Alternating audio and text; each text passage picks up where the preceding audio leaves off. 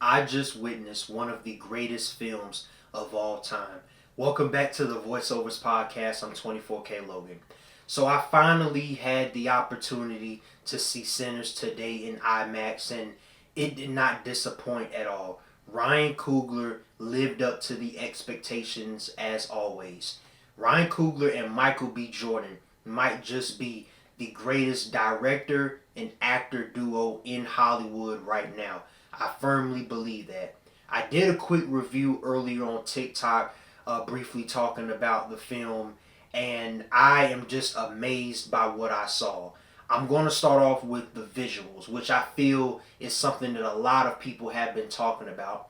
As I stated, I saw the film in IMAX, and of course, the reason being is so that I could get the best possible image or the widest image.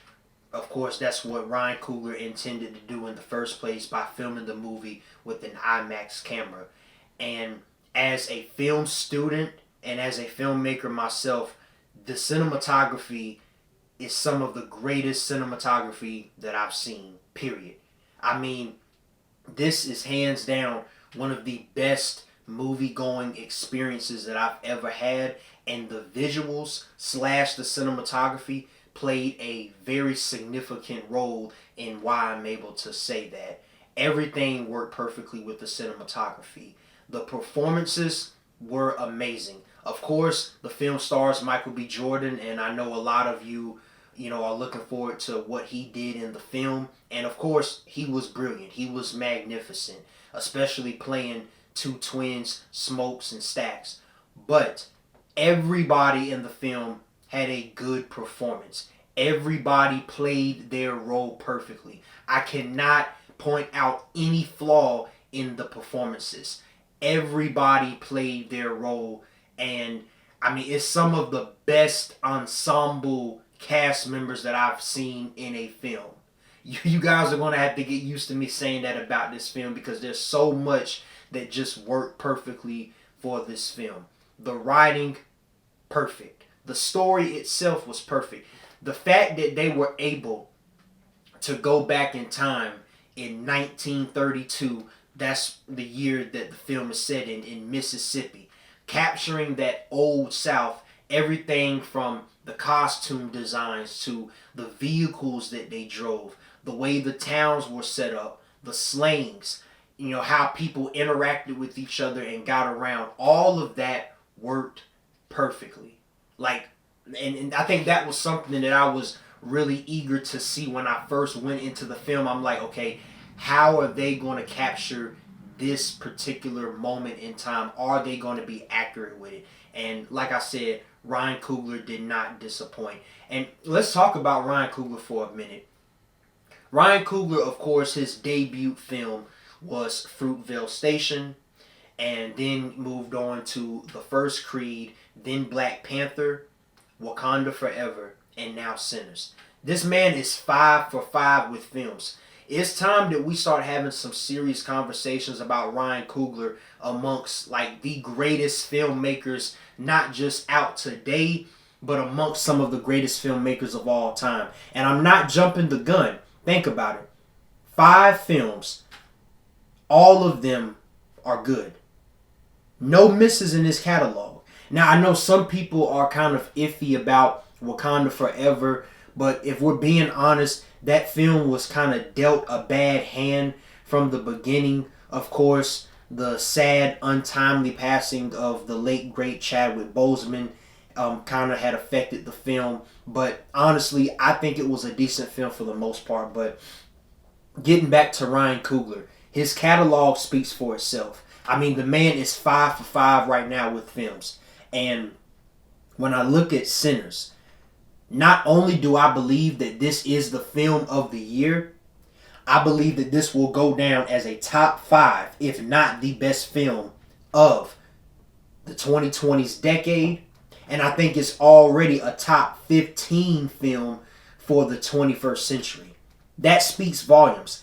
And I'm not saying this because of recency bias and how beautiful it looks, but I'm just comparing it to all the films that I've seen in theaters throughout my lifetime and all the films that I've watched in general. And I mean, this experience was definitely an experience of its own. As I said early in the video, see the film in IMAX. You have to see this film in IMAX at least once. Please see the film in IMAX. But I mean, I can't find no flaws with this film, guys. I really can't. I mean, everything just worked perfectly. From the cinematography to the performances to the writing, the story, the set designs, the visuals, everything. The score. The score is amazing.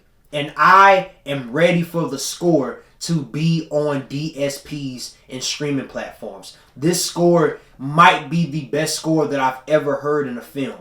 Now, of course, I know The Godfather had a great score. The Dark Knight had a great score. I'm not saying that this is the greatest, but this might just be in that conversation. And, you know, talking about the score, just for a brief moment, there was not spoilers. This is a spoiler-free review. There was a moment in the film where Ryan Coogler, he had the character Sammy, amazing. He had the character Sammy performing a blues song. And what he did was he basically had combined different decades, different sounds, different genres of music blended into this 1930s blues theme type of music. And you had the entire bar, the entire club was dancing, and it was just such a surreal moment. I don't want to speak too much more on it. I feel like I gave it away, but it was an amazing scene, and I think that scene just speaks volumes to how great this film is and why I believe a lot of people will enjoy it. It also explains the reason why it's currently sitting at, I believe, 100% or 99% on Rotten Tomatoes. I mean, it's hard to find a flaw in this film. Once again, I'm going to say it for the last time. See the film in IMAX. But overall, this film was amazing. I can't find any flaws with it. I'm going to give it an A+, a 10 out of 10, 100%. And that's something that I rarely do. But if this is my first time ever giving a film a 10 out of 10, 100%, an A+ on this channel, you guys, you heard it from me. This movie is a 10 out of 10, an A+, or 100%. And like I said, this might be the first film that I've ever given a 10 out of 10 on this channel. I wish King Ironic was here to speak with me about it. He'll be seeing it soon, and I'm sure he'll give you guys his thoughts and opinions on it. But overall, guys, that's my official review for Sinners. I'm definitely going to see this movie again. Please do yourself a huge favor. Go and see this film if you have not seen it already.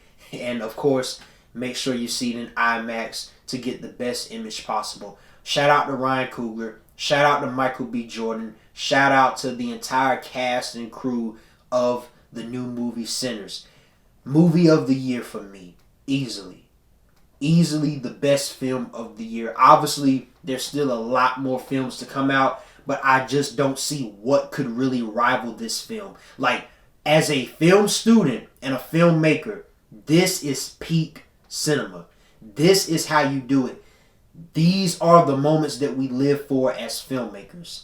So do yourself a favor and go see Sinners. Thank you guys so much for watching. If you're new to the channel, hit that subscribe button. We have plenty of content on the way. I know I've been a bit absent over the last couple weeks. This is the first time you guys have seen me face to face on camera in about 30 days. But I got a new camera. For those of you that saw the post down in the community section, I got a new camera, and I got short films coming on the way for you guys. Me and King Ironic have short films coming on the way for you all, so stay tuned for that. But we're definitely going to get back to doing more reviews and trying to upload on a weekly basis. Thank you again so much for watching, and until next time, peace and love to everybody.